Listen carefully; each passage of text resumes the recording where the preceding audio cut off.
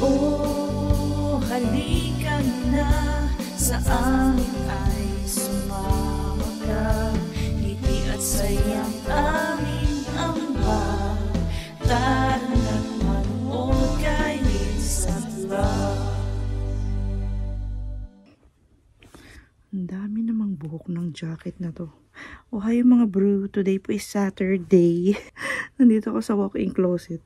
Katatapos ko lang magtupi ng nilabhan. Maaga kasi schedule today ni Papa. 2 AM umalis na siya for work. Tapos, hindi na ako makatulog pag alis niya. So, nagtupi-tupi na lang ako ng mga nilabhan. And kung napapansin po ninyo, nakasuot tayo ng beanie ba ang tawag nito? Or sombrero. Kasi totally or completely tinanggal ko na po yung buhok ko. Shinave ko na yung buhok ko kagabi.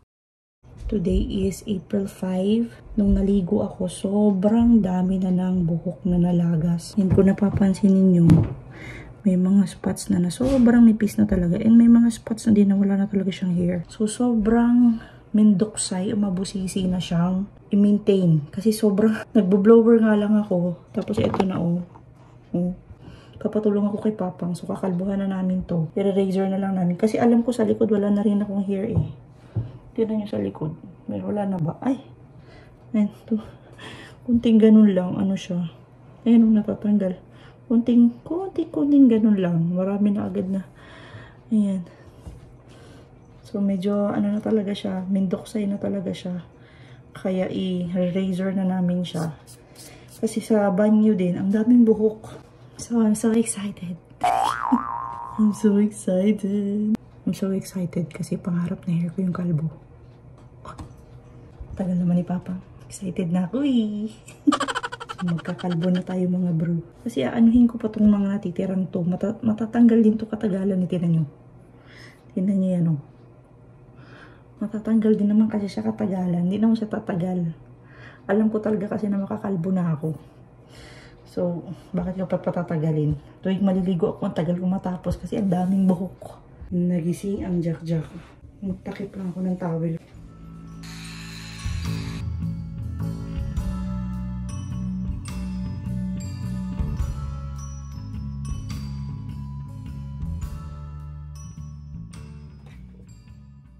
Pretty magyapon kay ko. Patanaw ko. What? Squad. I'm still pretty. Pretty pa rin pala ba? Parang rock and roll. Ikaw po nalagyan pa to. Ang ganda. Rock and roll to the world.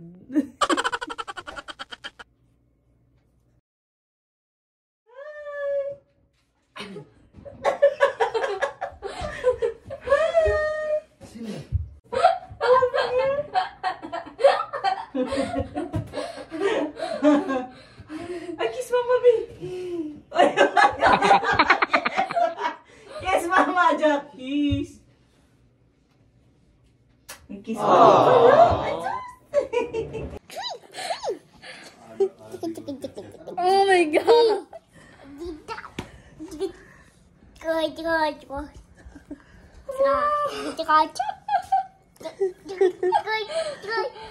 What can you say? Good.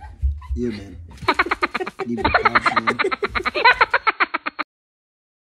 So, yun yung ating update for today's vlog. Wala na po tayong hair officially. And gusto niyo ba makita?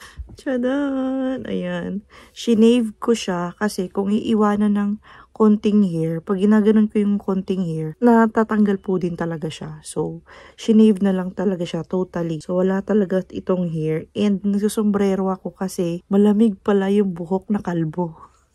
Ganito pala yung feeling ng taong walang buhok. Malamig po siya sa pakiramdam. Kaya ngayon pala, alam ko na kung yung mga lalaki, bakit nagpapakalbo sila tuwing summer. Kasi sobrang refreshing niya pala talaga sa pakiramdam. Pagkatapos mabasa ng ulo mo, sobrang malamig na nakaka-refresh siya. Pero, hindi yan pwede sa weather ngayon sa Japan kasi medyo malamig pa po. Kaya, nagsusuot ako ng sombrero and para protektahan na din yung ulo ko. Kasi, baka kung saan matama, diretso kasi anit tayo eh. So, kailangan siyang suotan ng sombrero. Pero yun na po yung itsura natin. Ngayon, wala na po tayong hair. And actually, hindi ako nalulungkot na nawala yung hair ko. Kasi po, kung matagal na kayo na viewer ng vlog namin, alam nyo na way before pa talaga, pangarap na pangarap ko po talagang kalbo yung haircut ko. Kasi super low maintenance siya. Wala nang shampoo, wala nang conditioner, diba? Tapos, mas madali i-manage kasi wala ka nang i-manage nga na hair. Medyo sadly lang ngayon kasi na-achieve ko yung ganitong buhok ko dahil nga may sakit tayo. Pero, on the brighter side, yung isang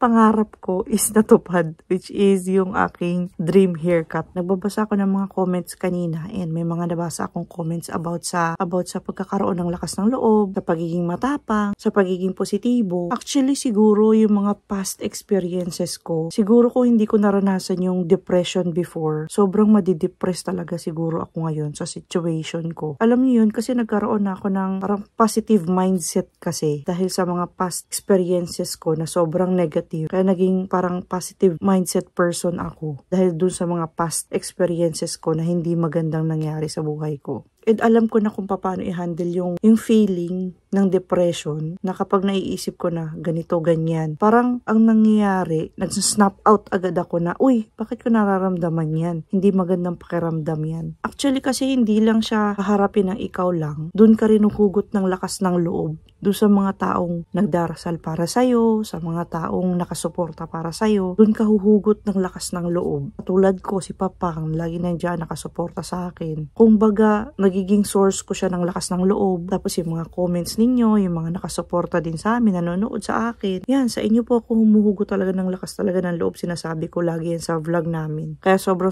nagpapasalamat ako. And hindi ako magiging strong person kung hindi ko naranasan yung mga past experiences ko before. Nung na-depress ako, nung nagkaroon ako ng stress and depression dito sa Japan. So parang nangyari lahat ng mga bagay na yun para sa moment na to. Kaya lahat pala talaga ng mga experiences na pinagdadaanan natin, mapamasaya man or sobrang hirap, may mga reason pala talaga yan. So lahat ng mga na-experience kong negativity before sa buhay ko, na-experience ko yun para i-prepare ako sa moment na to. Kasi kung hindi ko yun na-experience before, sobrang lugmok siguro ng pakiramdam ko ngayon na kahit gaano siguro karaming tao magbigay sa akin ng suporta, kukulangin. Kasi sobrang bigat po ng ganitong problema para sa ibang tao. Pero sa akin, parang sisiw na siya. Kasi alam ko may mas mga mabigat na nangyari sa akin before na na-surpass ko. Ayan. Pa-English tayo dun.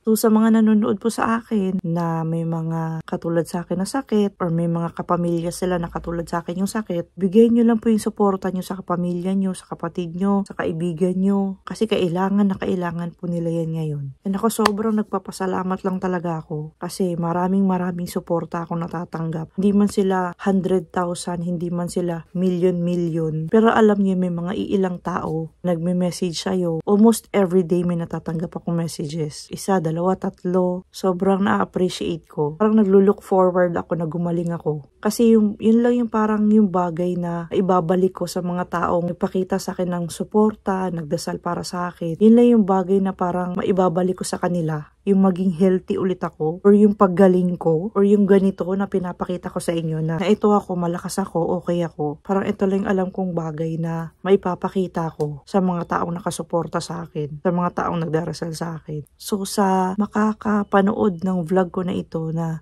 dinadanas din yung ganitong sakit, humugot po kayo ng lakas sa mga taong nakapaligid sa inyo, sa mga taong nakasuporta sa inyo. So, humugot kayo ng lakas sa kanila. And wag niyong pipigilang umiyak. Pag medyo mabigat na talaga yung isang bagay, kailangan niyo yung iiyak. Promise, giginhawa yung pakiramdam ninyo. And gusto ko lang ipahabol sa vlog natin today. Napakaraming greetings sa Facebook and yung greetings sa past vlog sa birthday ko. Maraming salamat po. But anyways, hanggang dito na lang po muna for today's vlog and update. Kung hindi ka pa po subscriber and kung sakali nagustuhan mo lang naman yung channel namin, yung mga vlogs namin, please like, comment, and subscribe. And always remember po, whatever you are, be a good one. Bye-bye for now and see you again on our next one. Bye mga bros! Sa next vlog ulit!